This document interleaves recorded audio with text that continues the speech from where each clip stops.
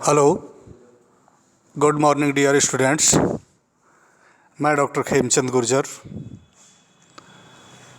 LBS government college Kotputli. आज हम B Com part first के EFM के पेपर फर्स्ट बिजनेस इकोनॉमिक्स के टॉपिक व्यावसायिक नीति निर्माण में व्यावसायिक अर्थशास्त्र की भूमिका, role of business economics in business policy formulation, इस टॉपिक पर चर्चा करेंगे। वर्तमान में व्यावसायिक नीतियों का निर्माण करना एक जटिल कार्य है। किसी भी व्यावसायिक फर्म को अनेक प्रकार की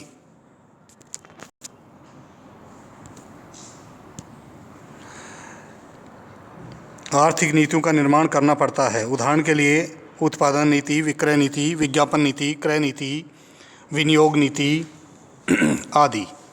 आर्थिक नीतियों के निर्माण में आर्थिक विश्लेषण की शाखाओं का महत्वपूर्ण योगदान होता है और ये जो आर्थिक विश्लेषण की प्रमुख जो शाखाएं हैं वो दो हैं: व्यष्टि आर्थिक विश्लेषण माइक्रो इकोनॉमिक एनालिसिस एंड समष्टि आर्थिक विश्लेषण मैक्रो इकोनॉमिक एनालिसिस।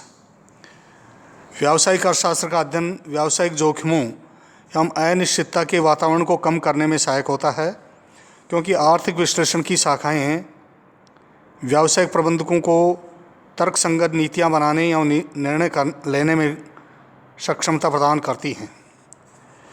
व्यावसायिक अर्थशास्त्र व्यावसायिक नीति निर्माण में प्रबंधक को भावी नियोजन एवं निर्णयन में सहायता प्रदान करता है, जिसमें प्रबंधक लाभ, लागत, मूल्य, पूंजी, श्रम समस्या आदि के समाधान हेतु उपलब्ध विकल्पों में से सर्वश्रेष्ठ विकल्प का चुनाव कर सकते हैं। व्यावसायिक अर्थशास्त्र प्रबंधकों को मांग व पूर्ति विश्लेषण पर किसी भी उत्पाद का पूर्वानुमान लगाने में सहायता प्रदान करता है। साथ ही व्यावसायिक अर्थशास्त्र विभिन्न योजनाओं का क्रियान्वयन करने के लिए संगठन के कार्यों को विभिन्न क्रियाओं, उपक्रियाओं, विभागों एवं उप विभागों का प्रबंध करने में सहायता प्रदान करता है। व्यावसायिक अर्थशास्त्र व्यावसायिक प्रबंधकों को उचित समन्वय स्थापित करने में सहायता प्रदान करता है, नियंत्रण में सहायता प्रदान करता है, व्यावसायिक मॉडल बनाने में सहायक होता है। साथ ही संस्था के नियोजन कार्य, परिणाम, आदेश, निर्देश आदि का उचित संप्रेषण कर संस्था की कार्यकुशलता बढ़ाने में योगदान देता है। व्यावसायिक अर्थशास्त्र बाह्य स्थितियां या वातावरण जैसे राष्ट्रीय आय, व्यापार चक्र, विदेशी व्यापार, करारोपण, श्रम कानून, बीमा, बैंकिंग, परिवहन एवं संचार तथा उन राष्ट्रीय एवं अंतर्राष्ट्रीय नीतियों को सम्मिलित किया जाता है जो संस्था को किसी न किसी रूप से प्रभावित करते हैं।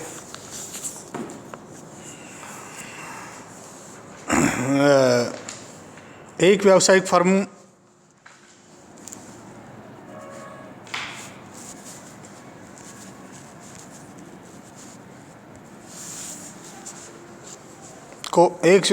फर्म को विभिन्न प्रकार की आर्थिक नीतियों का निर्माण करना पड़ता है, जैसे उत्पादन नीति, विक्रय नीति, विज्ञापन नीति, क्रय नीति, विनियोग नीति आदि। इनके निर्धारण में व्यष्टि आर्थिक विश्लेषण एवं समष्टि आर्थिक विश्लेषण दोनों सहायक सिद्ध होते हैं।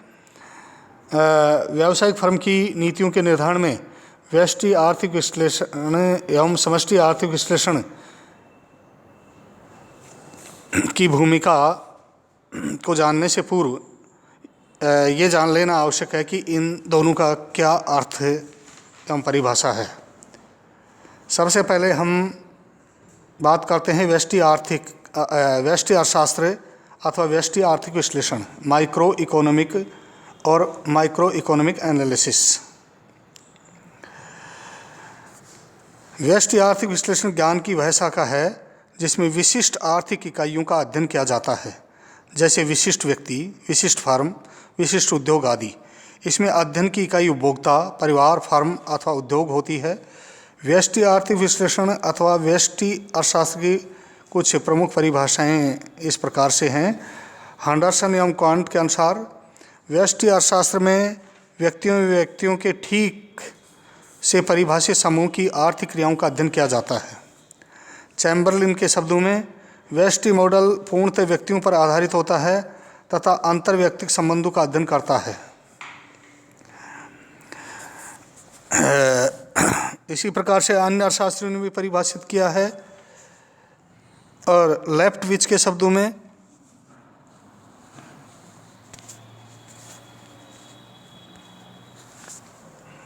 व्यष्टि अर्थशास्त्र उपभोक्ताओं, साधन स्वामियों तथा व्यावसायिक फर्मों जैसी आर्थिक इकाइयों की आर्थिक क्रियाओं से संबंधित है। इस प्रकार इन विभिन्न परिभाषाओं के आधार पर हम कह सकते हैं कि व्यष्टि आर्थिक विश्लेषण अथवा व्यष्टि अर्थशास्त्र का संबंध विशिष्ट इकाई अथवा उनके समूह से होता है। व्यष्टि अर्थशास्त्र में अध्ययन व्यक्तिगत इकाइयों एवं उनके समूह दोनों का ही होता है, परंतु समूह का संबंध संपूर्ण अर्थव्यवस्था से नहीं होता है। उदाहरणार्थ व्यष्टि अर्थशास्त्र में विशिष्ट फर्म का अध्ययन किया जा सकता है अथवा विशिष्ट उद्योग का। जब विशिष्ट उद्योग का अध्ययन करते हैं तब उस उद्योग से संबंधित सभी फर्मों का अध्ययन किया जाता है, परंतु यह विशिष्ट उद्योग संपूर्ण अर्थव्यवस्था के संदर्भ में उसका बहुत छोटा अंश होता है। इसके बाद हम बात करते हैं व्यष्टि आर्थिक विश्लेषण के क्षेत्र की, scope of micro economic analysis.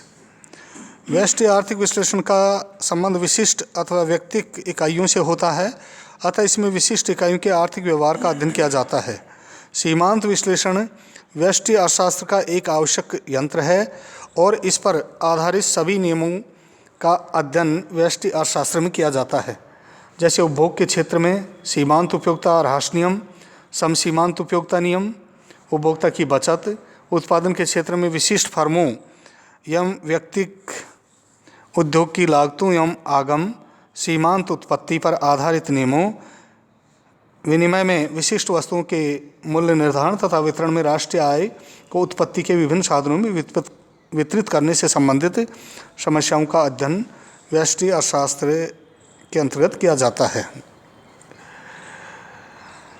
व्यष्टि आर्थिक विश्लेषण अथवा व्यष्टि अर्थशास्त्र के अंतर्गत निम्न बातों का अध्ययन किया जाता है। नंबर 1, वस्तुओं और सेवाओं के उत्पादन में साधनों का आवंटन। किसी अर्थव्यवस्था में अल्पकाल में साधनों की मात्रा निश्चित होती है, इसलिए प्रमुख समस्या साधनों को विभिन्न वस्तुओं एवं साधनों के उत्पादन में आवंटित करने की होती है। साधनों के आवंटन से ही यह निश्चित होता है कि क्या उत्पादित किया जाए, कैसे उत्पादित किया जाए और कितना उत्पादन किया जाए। एक स्वतंत्र पूंजीवादी अर्थव्यवस्था में उत्पादन के विभिन्न साधनों का आवंटन विभिन्न वस्तुओं और मूल्यों में उत्पादन साधनों के मूल्य पर निर्भर करता है। इसलिए व्यष्टि अर्थशास्त्र को कीमत सिद्धांत भी कहते हैं। व्यष्टि अर्थशास्त्र में वस्तु कीमत सिद्धांत तथा साधन कीमत सिद्धांत दोनों का ही अध्ययन किया जाता है। वस्तु कीमत सिद्धांत हमें यह बताता है कि विभिन्न वस्तुओं जैसे गेहूँ, कपड़ा, चाय, दूध, स्कूटर, कार आदि और हजारों अन्य वस्तुओं की सापेक्षिक कीमतें किस प्रकार निर्धारित होती हैं। साधन कीमत सिद्धांत हमें यह बताता है कि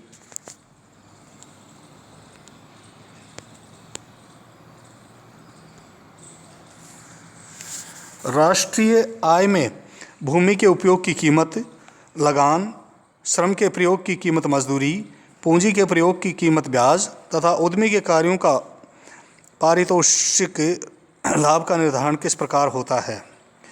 व्यष्टि अर्थशास्त्र के अंतर्गत वस्तुओं एवं सेवाओं की कीमतें इनकी मांग एवं पूर्ति की सापेक्षिक शक्तियों के द्वारा निर्धारित होती हैं।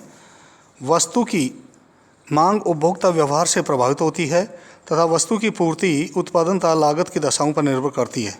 इस तरह मूल्य सिद्धांत के 2 भाग होते हैं, मांग सिद्धांत तथा उत्पादन सिद्धांत। व्यष्टि अर्थशास्त्र में वस्तुओं सेवाओं के मूल्य निर्धारण तथा साधनों के आवंटन का अध्ययन 3 विभिन्न स्थितियों में किया जाता है। नंबर 1, व्यक्तिगत उपभोक्ताओं एवं उत्पादकों का संतुलन।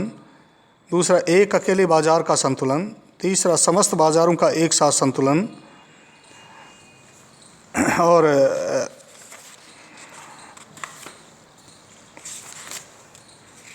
वस्तुओं और सेवाओं के उत्पादन में साधनों का आवंटन इस बिंदु के बाद दूसरा बिंदु है साधनों के आवंटन की कुशलता। व्यष्टि अर्थशास्त्र में इस बात का अध्ययन किया जाता है कि अर्थशास्त्र में कितनी कुशलता के साथ विभिन्न साधनों का व्यक्तिगत उपभोक्ताओं एवं उत्पादकों के मध्य विभाजन होता है। साधनों के विभाजन की कुशलता कल्याणकारी अर्थशास्त्र से संबंधित है।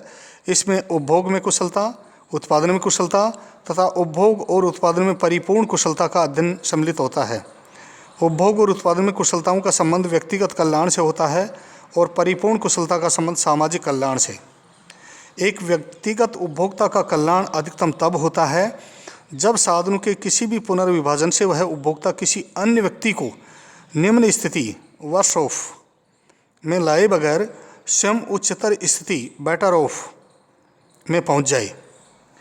एक व्यक्तिगत उत्पादक उत्पादन में कुशलता तब प्राप्त करता है जब किसी एक वस्तु के उत्पादन में साधनों के किसी भी पुनर्विभाजन से वह किसी अन्य वस्तु के उत्पादन को कम किए बिना इस वस्तु के उत्पादन को बढ़ाने में समर्थ हो जाए।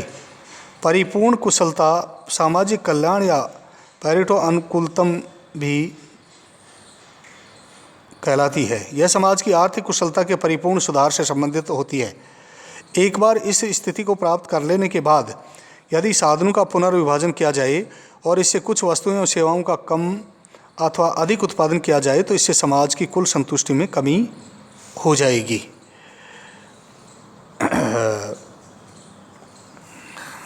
व्यष्टि अर्थशास्त्र का क्षेत्र ये आपके सामने एक चार्ट के माध्यम से स्पष्ट किया गया है कि व्यष्टि आर्थिक विश्लेषण, साधन के आवंटन की समस्या और साधन के आवंटन कुशलता की समस्या। आवंटन की समस्या में वस्तु मूल्य निर्धारण और साधन मूल्य निर्धारण। वस्तु मूल्य निर्धारण में मांग का सिद्धांत और उत्पादन लागत सिद्धांत, जो कि अभी आपको स्पष्ट कर दिया गया है। साधन मूल्य सिद्धांत में विभिन्न उत्पत्ति के साधनों को मिलने वाला पारितोषिक, लगान, मजदूरी, ब्याज, लाभ और कुशलता, साधनों के आवंटन की कुशलता की समस्या में उत्पादन में कुशलता, उपभोग में कुशलता और परिपूर्ण कुशलता के रूप में इस चार्ट के माध्यम से स्पष्ट किया गया है। आज हम इतना ही लेते हैं। अगले व्याख्यान में हम व्यष्टि अर्थशास्त्र का व्यावसायिक नीति निर्माण में महत्व, योगदान या भूमिका के बारे में चर्चा करेंगे। इसी के साथ आप सभी को बहुत बहुत धन्यवाद।